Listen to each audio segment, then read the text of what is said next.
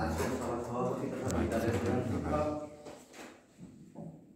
বিদায়ী শিক্ষক প্রিয় বিজনদা, বিদ্যালয় পরিচালন সমিতির সভাপতি সুধাংশুবাবু এবং আমাদের স্টাফ কাউন্সিলের সম্পাদক তপনবাবু, সবাইকে যথাযোগ্য সম্মান জ্ঞাপন করছি। একটা কথাই আমি ভাবছি বসে বসে, যখন কালকে আমি আর তপনবাবু আমরা একটু কেনাকাটা করতে গেছিলাম আজকের প্রোগ্রামটা উপলক্ষে, তখন আমরা কিন্তু মজা করেই গেছি। তার সঙ্গে আমার এক বন্ধু ছিল, আমরা তিনজন মজা করেছি।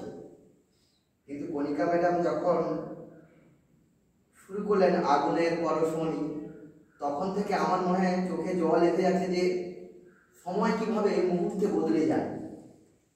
হয়তো সরকারি নিয়মে বিজনদা আজকেই সেই সময় যে তাকে আর প্রথাগত নিয়মের মধ্যে আমরা সহকর্মী হিসাবে পাব না।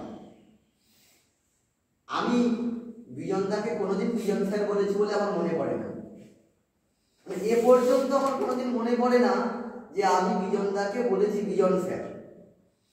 আমি মনে হয় জয়েনিংয়ের যে হয়তো প্রথম দিন, আমার একদম প্রথম দিনটা আমার মনে পড়ছে না, কিন্তু তারপর থেকে আমি কোনোদিন বিজনদাকে বিজন স্যার বলিনি। আমি সবসময় বলেছি বিজনদা। আজকে মধু থাকলে ভালো হতো, সে নেই কোনো কারণে। সে বিজনদাকে রাগানোর জন্য, মজা করার জন্য বিজনদার সঙ্গে বিজনদাকে নানা রকম কথা বলতো। হয়তো এই দিনগুলোকে আমরা ফিরে ফিরে আর পাবো না। এই দিন বিজনদার অ্যাক্টিভিটিসগুলোকে আমাদের এবার রোমন্থন করতে হবে। তবে বিজনদাকে বলবো যে ধরুন ভাই হিসাবে, সহকর্মী হিসাবে আমরা কখনো আপনার সঙ্গে মনে হয় না যে খুব বেশি দিন আপনার সঙ্গে আমার কোনো বা আমাদের স্টাফের সবার বাক বিতরণটা হয়েছে বলে আমার তেমন মনে পড়ে না। যদি কিছু হয়ে থাকে মাফ করে দেবেন বিজনদা। ভাই হিসাবে, সহকর্মী হিসাবে এইটুকু বলবো। আর বলবো যে বিদ্যালয়ে আপনি আসুন, মাঝে মধ্যে আসুন, না হলে আপনারও সময় কাটবে না।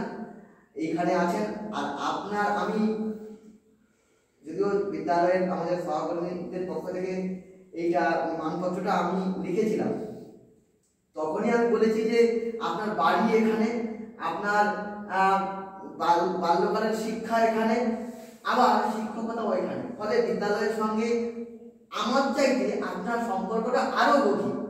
সেটা ঠিক মানে এইভাবে কোনো দাঁড়িপাল্লা দিয়ে বিচার করা সম্ভব হবে না। কোনো বিদ্যালয়ের প্রতি আমার যে ভালোবাসা, আপনার ভালোবাসা তার চেয়ে বহুগুণ বেশি। এই জায়গায় দাঁড়িয়ে আমি বলবো যে আপনি মাঝে মধ্যে বিদ্যালয়ে আসুন, সময়ে অসময়ে আসুন, আমাদের পাশে থাকুন, আমাদের পরামর্শ দিন, আমাদের ভুল ত্রুটি থাকলে শুধরে দিন, এইটুকু বলবো। আর বলবো যে অবসর জীবনে মণিশঙ্কর একটা কথা বলে গেল যে মনে হয় পথ, মণিশঙ্কর কিংবা রামবাবু বলে গেলেন যে পথ চলাতেই আনন্দ, পথ কোথাও থেমে থাকে না। নিশ্চয়ই অবসর গ্রহণের পর আপনারও জীবনের আরেকটা কোনো পথ উন্মোচিত হবে, সেই পথ আপনার শুভ হোক। আপনার পরিবার সহ, আপনার পরিবারের, আপনি আপনার পরিবার অর্থাৎ স্ত্রী পুত্র ভালো থাকুন, সুখে থাকুন, এই শুভকামনা করি।